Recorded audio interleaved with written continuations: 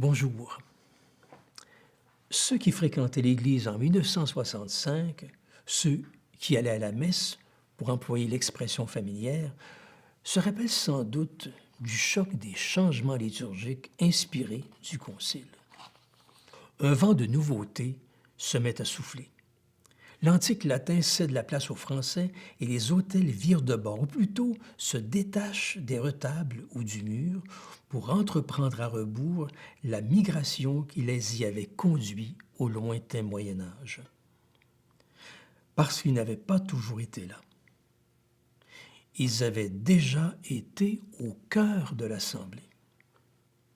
En 1965 s'opère littéralement comme un retour aux origines.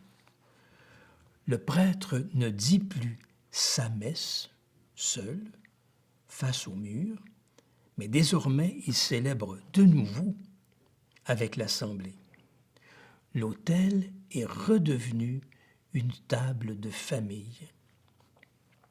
On a aussi installé un siège pour la personne qui préside, car en fait le prêtre ne célèbre pas.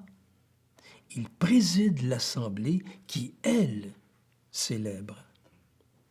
Il ne faut jamais perdre de vue qu'il célèbre avec elle. On a aussi installé un pupitre pour les lectures, car des extraits de la parole de Dieu sont proclamés et doivent être entendus. Mais ces meubles n'ont pas qu'un aspect pratique. Ils ont une portée symbolique majeure. Vous vous rappelez qu'à l'Eucharistie, le Christ se rend présent sous 3 formes. Certes, sa présence réelle, ou si vous préférez, sa réelle présence nous est donnée sous la forme du pain et du vin consacrés, devenus corps et sang du Christ. Mais elle n'est pas la seule. L'Assemblée est aussi un signe efficace de sa présence. L'Assemblée donne un visage concret et bien réel à cette Église qui est corps du Christ. Il y a dans l'Assemblée une réelle présence du Christ. Quand 2 ou 3 sont réunis en mon nom, je suis là, au milieu d'eux. À sa manière, l'Assemblée en est donc le sacrement. Il en est de même pour la parole proclamée. Or, l'accueil et la reconnaissance de ces 3 présences donnent à nos lieux de culte leur forme particulière et commandent un mobilier directement ordonné à leur mise en valeur. Dans une église ou une chapelle bien aménagée et qui ne souffre pas d'un sanctuaire encombré, 3 lieux sont donc repérables. Un premier, certes, le plus noble, est le lieu du mémorial, proprement dit. Il occupe la place d'honneur. C'est là que l'on trouve la table eucharistique.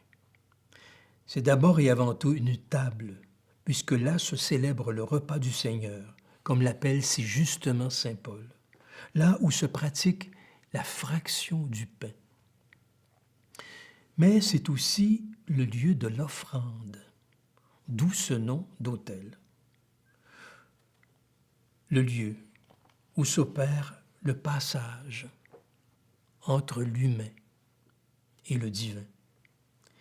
Il y a là quelque chose d'un seuil. L'autel, ou si l'on préfère la table eucharistique, est par excellence le signe du don du Christ. Puisqu'elle évoque sa présence, elle est entourée d'un grand respect. On s'incline devant elle et le président la baise à l'arrivée et au départ. Un deuxième lieu est celui de la proclamation de la parole, dont le meuble caractéristique est l'ambon. L'origine de son nom est obscure. On croit généralement qu'il vient d'un verbe grec, alambano, qui veut dire monter, au sens de s'élever pour être vu et entendu. Il dit déjà toute l'importance de la fonction de lecteur ou de lectrice, car il donne de rendre vie au texte sacré. Comme le rappelle si bien la constitution conciliaire Dei Verbum, quand la parole est proclamée, c'est le Christ lui-même qui parle.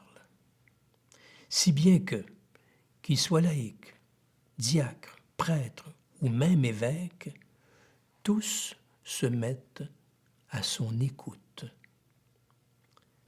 La parole y est commentée aussi sous la forme d'un entretien familier appelé homélie, un autre mot venu du grec, le mot homélia, qui veut dire tout simplement conversation.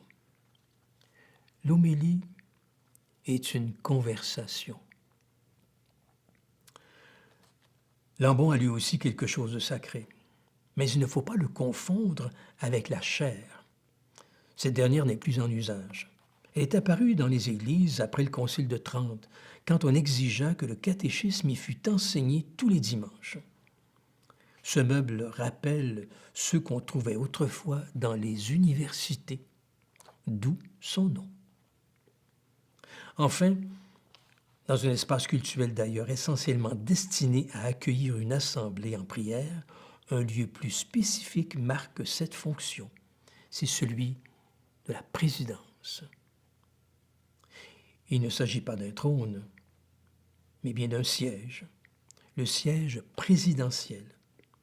Il signifie qu'une assemblée est convoquée et rassemblée par quelqu'un. Certes, c'est le Christ qui convoque et rassemble, mais la personne qui préside au rassemblement est là pour le signifier.